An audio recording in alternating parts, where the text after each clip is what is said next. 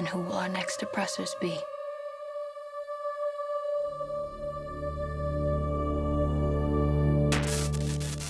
Halo guys, kembali lagi bersama Koko Dongeng Channel. Kali ini Koko akan membahas sebuah franchise film yang sedang ramai diperbincangkan. Apalagi kalau bukan Dune. Saat ini Dune Part 2 sedang tayang di bioskop, oleh karena itu Koko akan bahas Dune Part 1 dulu. Kali aja bisa kalian tonton untuk recap dan mengingat alur ceritanya kembali. Sekilas tentang Dune, jadi Dune ini memiliki latar waktu tahun 10.191. Oleh karena itu, teknologi dan peradaban dalam film ini sangatlah futuristik. Mulai dari planet-planet yang dikuasai oleh keluarga bangsawan, hingga cacing raksasa penghuni planet gurun. Penonton sangat dimanjakan oleh CGI dan sinematografi yang megah di sini. Film ini memiliki durasi yang cukup panjang dan alur cerita yang cukup kompleks. Jadi siap-siap ya. Ya udah, biar nggak penasaran lagi. Let's start the popcorn party.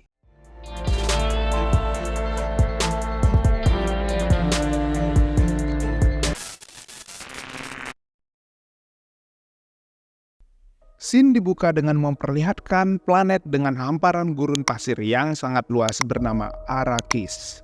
Terlihat kapal besar yang sedang memanen rempah-rempah dari gurun. Kapal besar ini milik keluarga Harkonnen. Harkonnen merupakan keluarga yang sedang berkuasa di planet Arrakis atas perintah kaisar tertinggi alam semesta. Lalu terlihat seorang wanita dari bangsa Fremen, yaitu bangsa asli penghuni Arrakis. Bangsa Fremen sangat membenci keluarga Harkonnen karena mereka hanya ingin merampas harta kekayaan alam Arrakis, yaitu rempah-rempah. Oleh karena itu, bangsa Fremen selalu berusaha menggagalkan upaya Harkonnen dalam memanen rempah-rempahnya. Melihat ketidakstabilan itu, akhirnya kaisar pun memutuskan untuk mengakhiri kekuasaan Harkonnen di Arrakis. Scene dilanjutkan dengan memperlihatkan planet Caladan yang dihuni oleh keluarga Atreides. Terlihat Paul, yaitu anak tunggal dari pemimpin keluarga Atreides, yaitu Leto dan Jessica istrinya. Paul dan ibunya, yaitu Jessica, terlihat sedang sarapan bersama sembari berbincang-bincang. Jessica juga melatih anaknya untuk meningkatkan kemampuan Bene Gesserit atau biasa disebut The Voice, yaitu kemampuan untuk membuat orang mengikuti perintah kita hanya dengan menggunakan suara. Give me the water. Setelah sarapan, Paul terlihat sedang mempelajari mengenai planet Arrakis beserta dengan penghuninya, yaitu bangsa Fremen. Dijelaskan bahwa Fremen suka bersembunyi di daerah terpencil di sisi gurun. Mereka memiliki mata biru karena pengaruh dari rempah-rempah yang mereka hirup selama bertahun-tahun dan berabad-abad. Bagi mereka, rempah adalah sesuatu yang sakral. Namun bagi kaisar, rempah merupakan sumber energi yang digunakan untuk perjalanan antar galaksi di semesta ini. Oleh karena itu, banyak yang mengincarnya dan menjadikannya sebagai material paling berharga di semesta ini. Scene dilanjutkan dengan kedatangan jajaran antek-antek kaisar yang disambut oleh keluarga Atreides. Tujuan kedatangan mereka adalah untuk menyampaikan perintah pada keluarga Atreides untuk mengambil alih kekuasaan di Arrakis. Tentu ada alasan politik yang lebih besar yang membuat keluarga Atreides semakin berhati-hati dalam mengambil langkah. Terlihat Paul yang sedang menghampiri ayahnya di pemakaman keluarga Atreides. Paul meminta ayahnya untuk mengizinkannya ikut ke Arrakis dalam misi pengintaian bersama Duncan. Namun Leto melarangnya karena terlalu berisiko karena dia adalah penerus tunggal dari keluarga Atreides. Leto juga menjelaskan rencananya untuk bersekutu dengan Fremen, bukan malah membantainya seperti keluarga Harkonnen. Setelah itu, Paul terlihat sedang berlatih dengan Gurney untuk persiapan menuju Arrakis.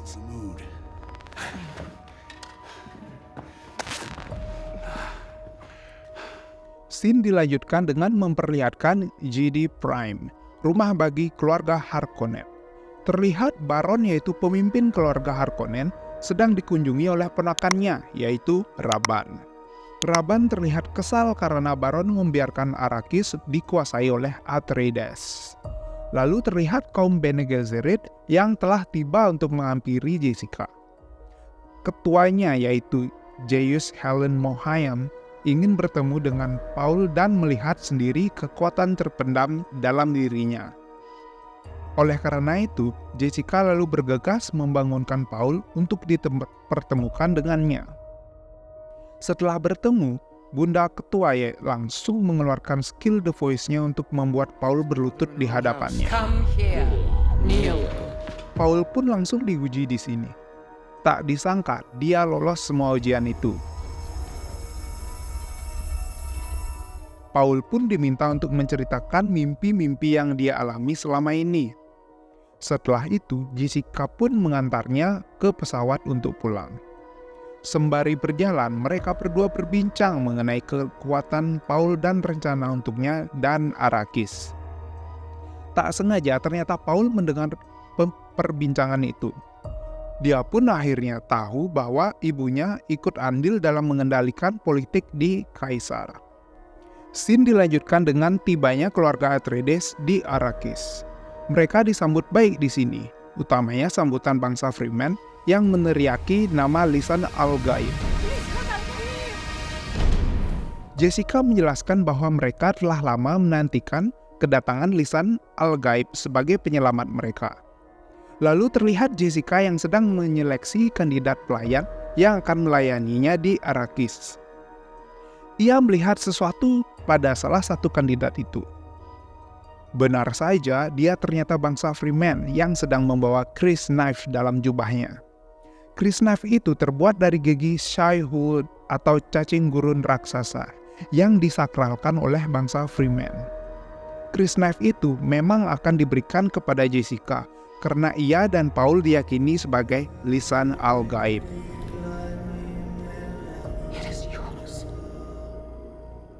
Scene dilanjutkan dengan Paul yang sedang mempelajari tentang gurun dan cacing raksasa.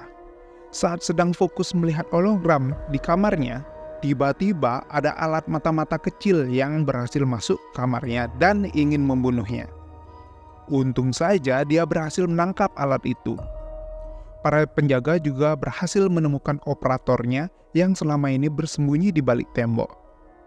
Leto pun marah dan mulai memperketat penjagaan.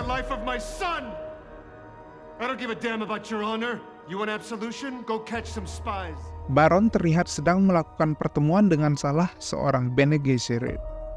Mereka membahas tentang rencana penyerangan keluarga Atreides.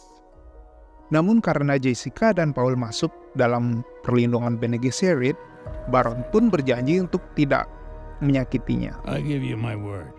We will not harm them. Sayangnya itu hanyalah bualan. My Arrakis. My Dune. Di Arrakis terlihat Duncan telah kembali dari tugasnya untuk berbaur dan mempelajari lebih dalam tentang bangsa Fremen. Dia membawa pimpinan Fremen bersamanya untuk menemui Leto. Berdasarkan pertemuan itu, Leto sepakat untuk tidak mengusik bangsa Fremen. Tidak seperti saat Harkonnen berkuasa, mereka memburu dan berperang dengan Fremen. Lalu Leto pun bertemu dengan Dr. Kynes yang merupakan pakar ekologi yang ditugaskan oleh Kaisar. Dia memberikan pakaian khusus yang disebut Steel Suit untuk bertahan di tengah gurun. Mereka lalu diajak untuk melihat panen pasir rempah di tengah gurun. Setelah itu, mereka pun melihat cara kerja mesin permanen rempah dengan lebih dekat dan detail. Tak disangka ternyata ada cacing gurun yang mendekat menuju mesin itu. Tim penyelamat segera datang untuk mengevakuasi mesin itu. Namun terdapat jangkar yang rusak. Melihat situasi itu, Leto pun memutuskan untuk mengevakuasi kru rempah secara manual.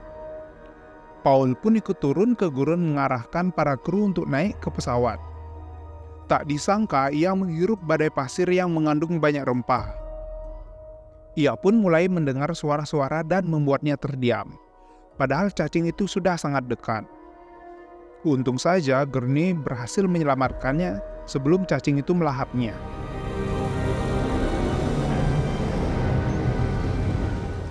Pasca kejadian itu, Paul langsung diperiksa oleh Dr. Yue, ditemani dengan ibunya.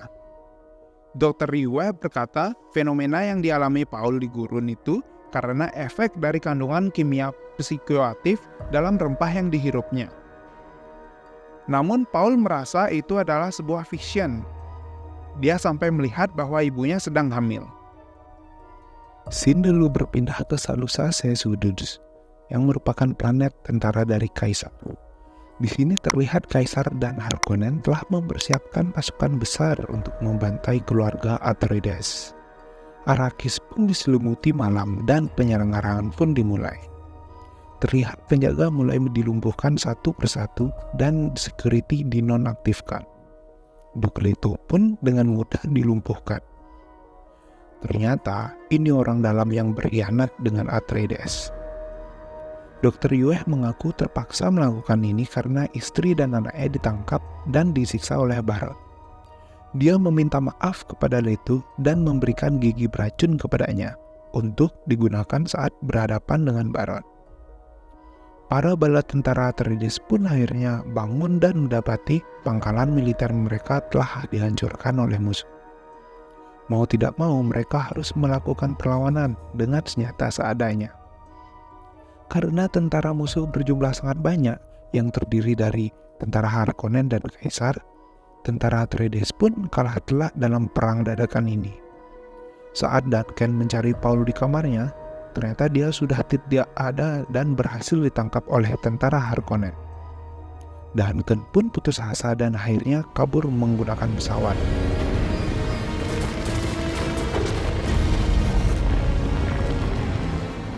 Paul dan Jessica disekap dan dibawa pergi menggunakan pesawat. Untungnya mereka berdua punya The Voice dan membuatnya berhasil lolos. Leto yang masih lumpuh pun berhasil ditangkap oleh Baron. Dr. Yue menagih janjinya kepada Baron, namun dengan kejam dia malah mau dibunuh. Leto pun akhirnya mengeluarkan nafas dari gigi beracun yang sebelumnya diberikan oleh Dr. Yue. Dan semua yang ada di ruangan pun tewas seketika, kecuali Baron.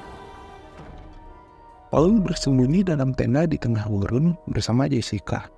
Dia pun terpapar cukup banyak rempah sehingga membuatnya melihat masa depan dengan lebih jelas. Setelah keluar dari tenda, akhirnya Duncan menemukan mereka. Mereka pun akhirnya pergi ke stasiun pengujian ekologi yang berada di tengah gurun. Mereka merasa tempat ini aman untuk berlindung dari badai gurun yang akan segera tiba. Sayangnya tak lama kemudian tentara Harkonnen mengetahui keberadaan mereka dan mulai menyerang tempat ini. Duncan mengorbankan nyawanya untuk melindungi Paul.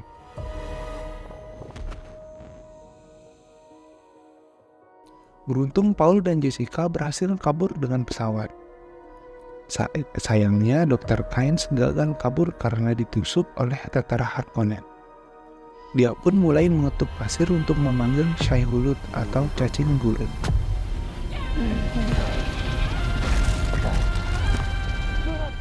Paul dan Jessica pun terpaksa harus masuk ke dalam badai pasir yang sangat besar untuk lari dari kejaran tentara Harkonnen. Paul pun mendapat sekelebat saran dari visionnya. Setelah lolos dari badai, sayap pesawatnya pun rusak sehingga membuat mereka terjatuh. Mereka akhirnya menelusuri bebatuan di tengah gurun untuk menghindari cacing gurun. Kopas pun akhirnya memaksanya untuk masuk ke wilayah cacing dan berjalan di tengah gurun pasir. Mereka pun akhirnya berjalan seperti preman untuk menghindari cacing tahu posisi mereka. Tak disangka, mereka malah menginjakkan kaki di jalur cacing yang dapat dengan mudah diketahui oleh si cacing.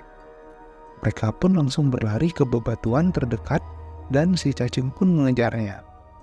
Untung saja ada yang mau mainkan tamper dan perhatian si cacing pun teralihkan.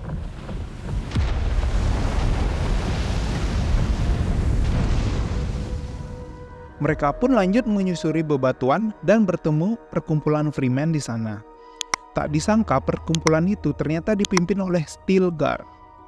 Mereka pun dalam perlindungan Stilgar karena dia yakin bahwa Paul adalah lisan al-gaib. Namun dia tidak yakin dengan Jessica karena dianggap lemah dan tidak bisa bertahan di gurun. Jessica pun mulai menunjukkan skill bertarungnya.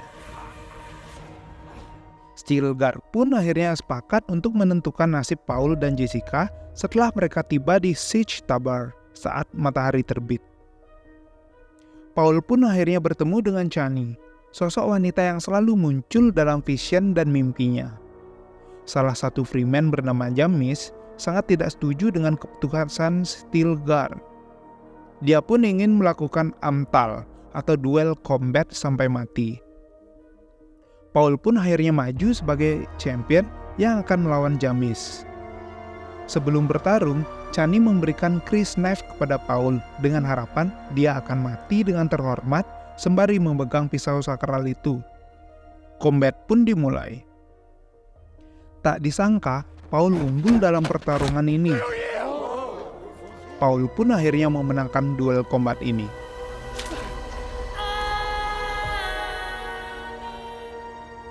Paul pun akhirnya resmi bergabung dengan Freeman dan melanjutkan perjalanan menuju Siege Tabar, dan film pun berakhir.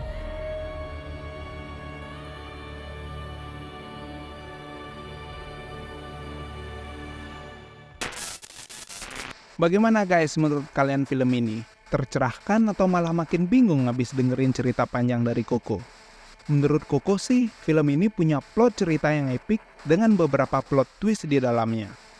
Endingnya yang masih gantung membuat para penontonnya penasaran akan kelanjutan dari Dune Part 1 ini. Buat kalian yang udah nonton video ini sampai habis, siap-siap deh beli tiket bioskop untuk nonton Dune Part 2.